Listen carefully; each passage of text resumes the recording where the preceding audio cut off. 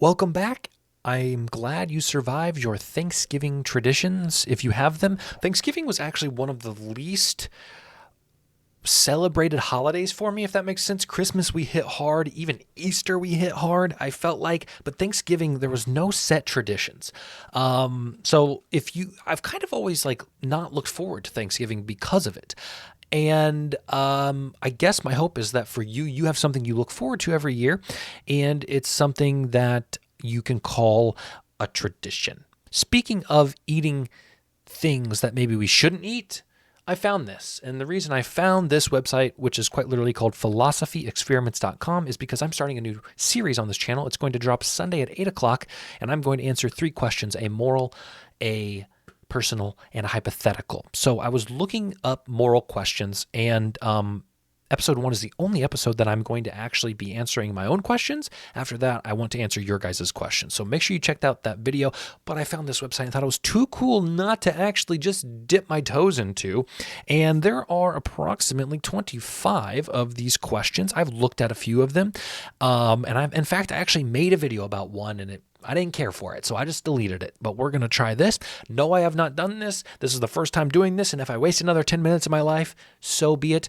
My wife and my kid are gone. They're at their sister's house. They're having a ball, all right? And I'm all eating my cat. Here we go. The aim of this activity is to tell you something about how you view the morality of behavior that many people be considering disgusting, repellent, obviously wrong, but where it is difficult to explain exactly why it should be seen this way. A couple of points. The activity asks you to make judgments about a number of scenarios. You need to treat these as they are accurate descriptions of real-world events. In other words, we're interested in your judgments of the events that are described here, not the imagine how they would actually occur. Okay. You will be asked to make yes or no choices. All right, perfect. Let's do it. 5 preliminary questions? We can't even get started yet. As with most activities on the site, we need to start by asking you a few questions. Question 1. A small girl is playing on a swing in a local neighborhood when an adult comes along and pushes her off into the dirt for no other reason than he'd had a bad day at work and wanted to take it out on somebody who couldn't fight back. Are his actions morally wrong? Yes. Question 2. Is it possible for an action to be morally wrong solely because people find the idea of it a bit disgusting? For example, if lots of people found the idea of eating porridge disgusting, could it be morally wrong to eat porridge just for this reason and no other? No, that it being disgusting does not have a moral consequence. So the answer to that is no for me. Oh gosh, guys, I hope you like me reading, because evidently we can't even get to the quiz without reading 5 long questions. Can an action be morally wrong if only one person or people harmed by it is the person undertaking the action? For example, could it be morally wrong to smoke if it is true that nobody except the smoker is harmed?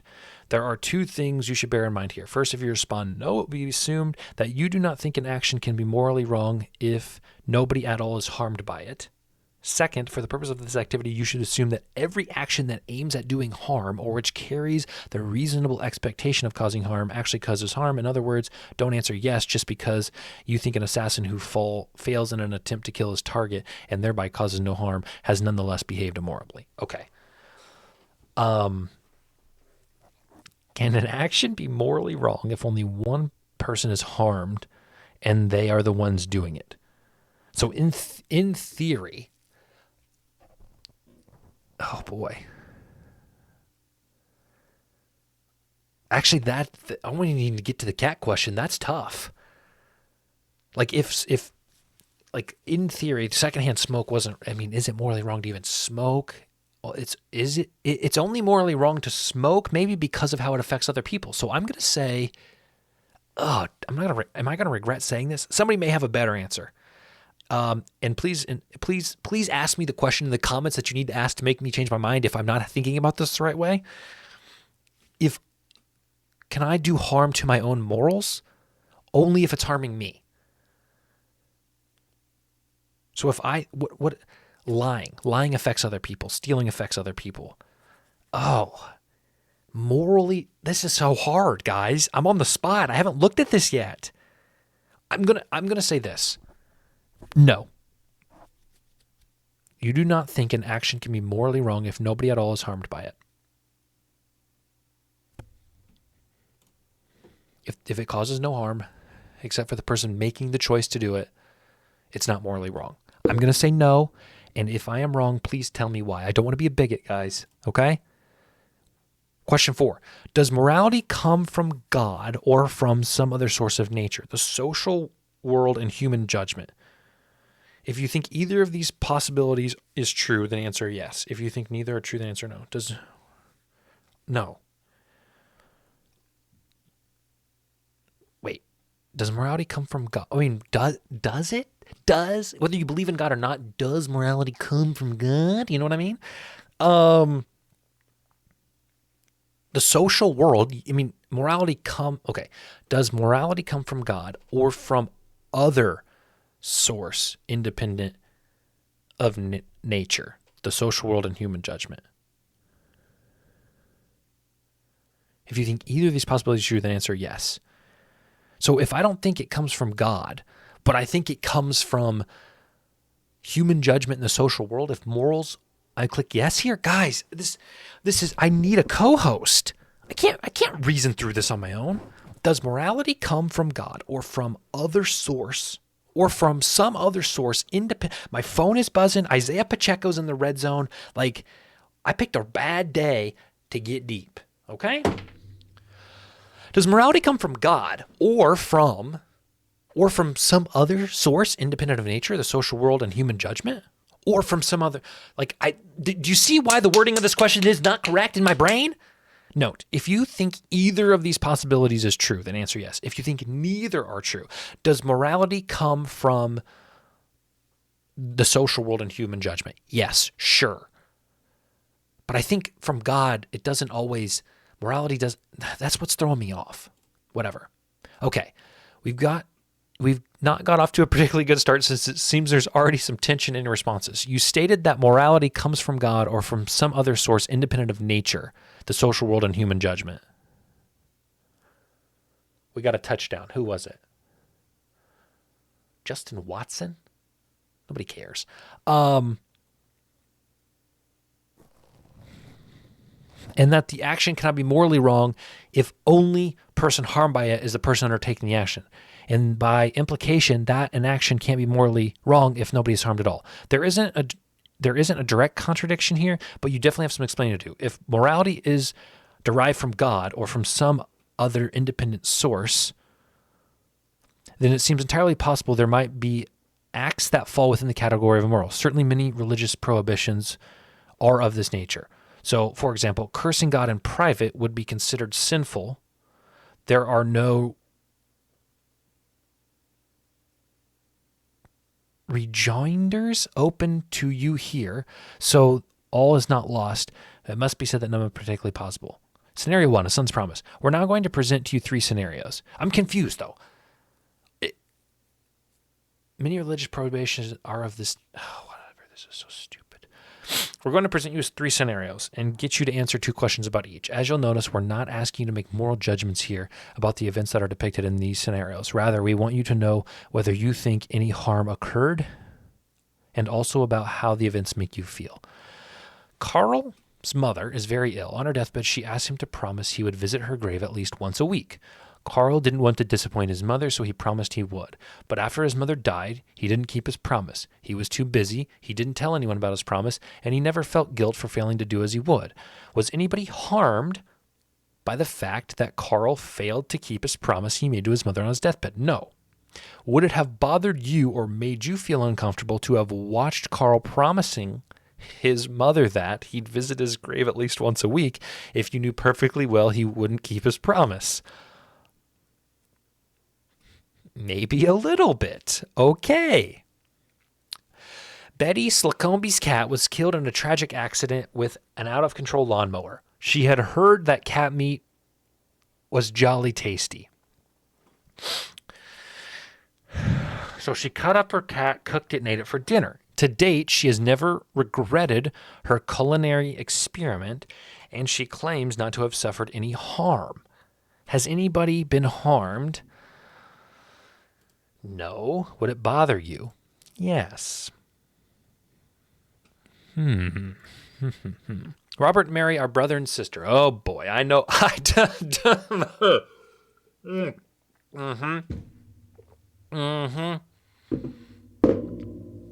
I don't even have to read it. I know where this is going.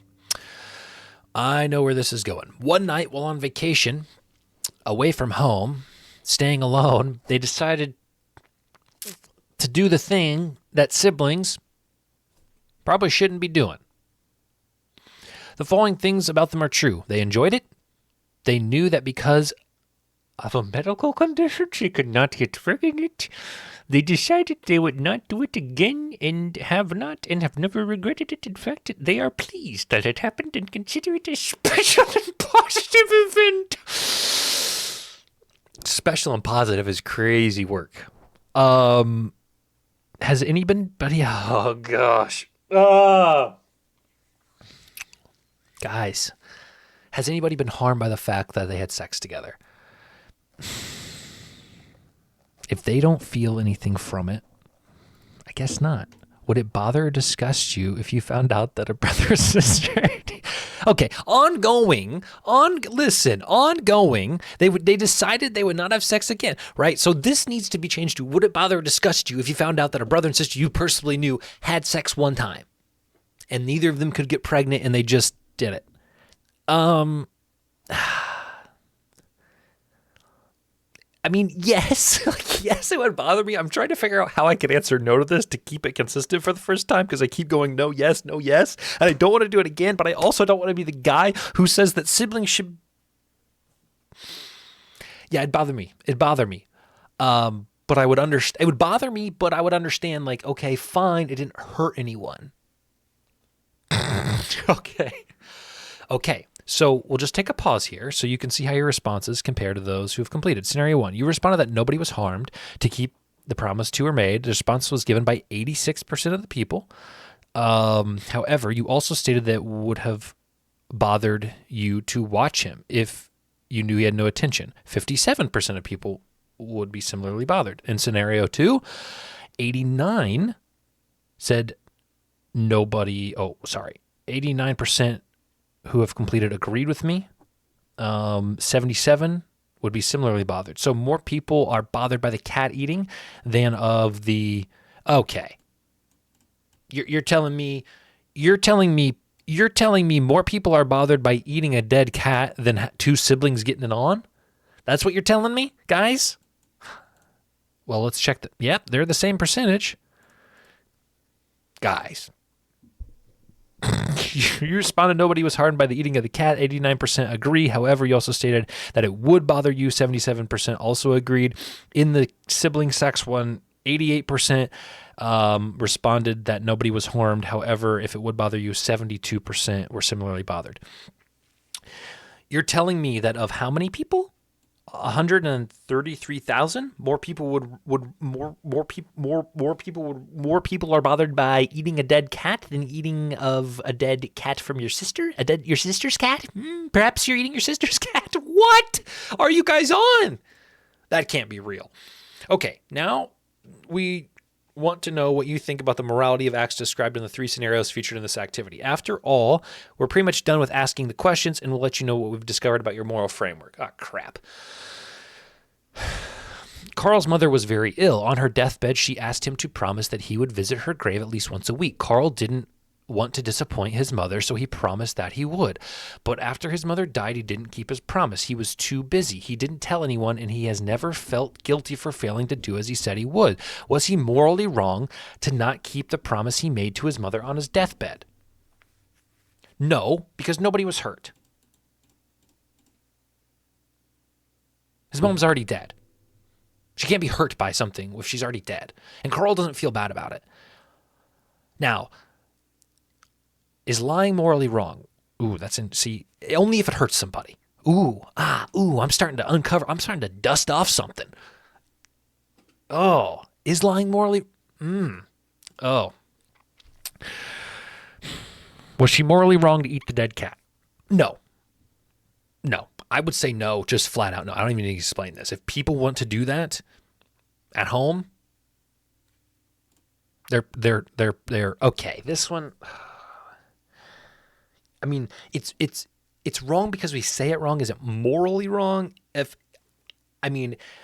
Potentially the health effects of it bringing in another life into this world, having like that's a whole thing, but she can't get pregnant. Like, yes, it's morally wrong, but like, who's it hurt? Do I believe that morals only are? I don't. I mean, like, I want to say. Here's my answer. I want to say yes, it was morally wrong, but then I want to know why I said yes. I want somebody to tell me why I said yes. Maybe that's the point. Yes, it's morally wrong, but I don't know if it should be at the end of the day. If we just, well, it should be because it's sibling sex. Oh, here we go. I'm a male. I'm from the United States. And I would say right now, growing up, it would be one thing. Right now, I think it's best for me to just say that I answered these questions more along the lines of no religion. So let's submit it. Okay. Moralizing quotient 33.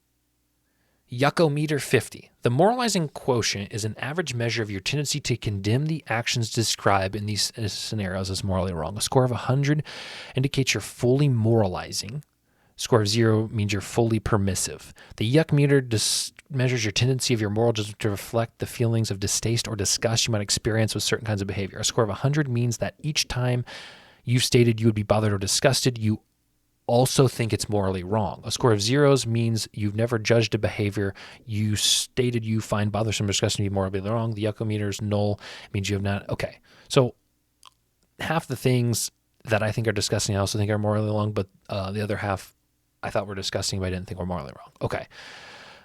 You responded that he did no moral wrong in failing to keep his promise. This certainly fits with your view that there was no harm associated with his dishonesty. However, there's an interesting tension in your responses.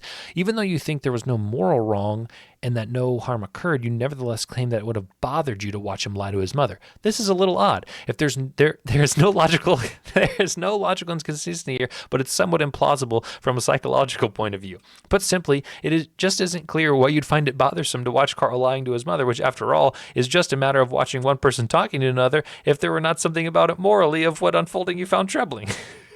Perhaps it has to do with your thoughts of betrayal or deception. Okay. Nevertheless, despite the oddity, overall your response to this particular scenario fit together pretty well. 54% agree with you that he did not do morally wrong. Okay. Maybe need to uncover something personal there. The cat one. You responded that she did no moral wrong in eating her cat.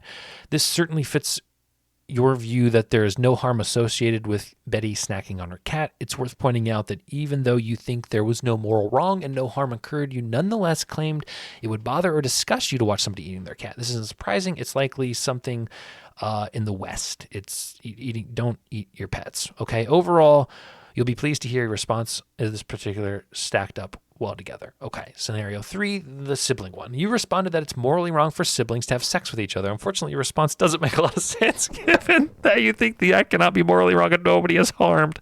Oh, but that's then we need to have a discussion about harm. What is harm? How are they harmed? But they say they're not harmed. They say they do not regret it. They're pleased with it. It is possible the reason you came with the judgment is because you find it rebarbative. Never heard of that word. What's that mean?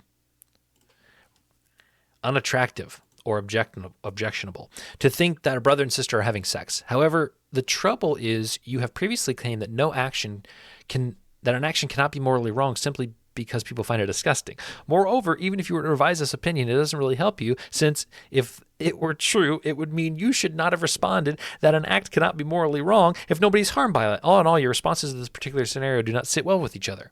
Okay. I don't know if I want to read all this. Yes, I do. I need to. And if people want to not watch it, they can get on with their lives. Probably most of us would like to believe we are able to give good reasons for the moral judgments that we make. For example, if we were asked why it was wrong for an adult to push a young girl off a swing, as described in the first question, probably wouldn't talk about the fact that the girl's rights. We probably would talk about the fact that her rights have been violated and she must have experienced some distress. While it is true that the philosophical waters would soon be muddied if we examined our reasoning more carefully, we are able to provide at least prima facie good reasons for judgment. However, there is a class of activities where it'd be much more difficult, namely the class of activities that are harmless, at least in a narrow sense, private and consensual, yet violate strong social norms. The example we use have to do with taboos and rituals associated with death, food, and sexuality. Previous research suggests that most people judge the scenarios presented in this activity to involve neither harm to the protagonist nor anybody else, though judgment isn't clear-cut in the sibling scenario, but nonetheless, plenty of them still think this scenario depicts acts that are morally wrong. Probably the most common response amongst those people who think they do involve moral wrong will be to claim that there is in fact harm in the acts depicted. There is no doubt that it is a defensible position. However, it's not going to be an easy argument to make. Primarily, this is because these scenarios have been set up precisely in a way so that no harm could have occurred. The protagonist suffers no ill effects if they do remain private. Given this, any argument that harm occurs is going to be very difficult to ground empirically, which was why I was having trouble grounding why the sibling sex was bad. This is not to say that it cannot be done, but it requires a good deal of thought. The other point to make is that it is possible that the judgment that harm occurs is ex post facto rationalism of a prior institution that the acts depicted here are morally wrong. In other words, people don't like things such as incest, as they're pretty good at inventing stories to explain why they don't like them, but in fact, they just don't like them regardless. We already know that people engage in this type of retroactive reasoning when justifying their responses to taboo-type stimuli. We also know that the judgments of wrongdoing by people who take a moralizing stance towards this kind of act depicted here are better predicted by asking them whether they would be bothered by these acts or bothered to see these acts by asking them whether anyone is harmed. If this is right, then very likely it will also apply to those people who think these scenarios involve moral wrong, but who do not think so for reasons to do harm. In other words, if we tend to base at least some of our moral judgments on deep-level, non-rational emotional stuff, then there is no reason to suppose that this will be any less the case for people who reject consequentialist approach to moral reasoning. For example, those people who think morality derives from God than it is for consequentialists.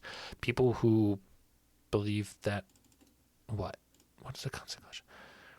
States believe that goodness are the results of basic moral consideration. Okay. The dangers of rooting moral activities in emotion are obvious. It means that a yuck factor might lead us to condemn actions we have no good reason to condemn. For example, consider the untouchables in the Indian caste system. They were not allowed to touch people from higher castes. They were not allowed to drink from the same wells. On public occasions, they had to sit a distance from everybody else. And in some regions, they even had to, if they came in contact with a shadow, person was seen to lose into purification ritual. Such prohibitions might sit easily with a certain kind of raw sentiment, but they are much harder, if impossible, to justify in the light of reasoning.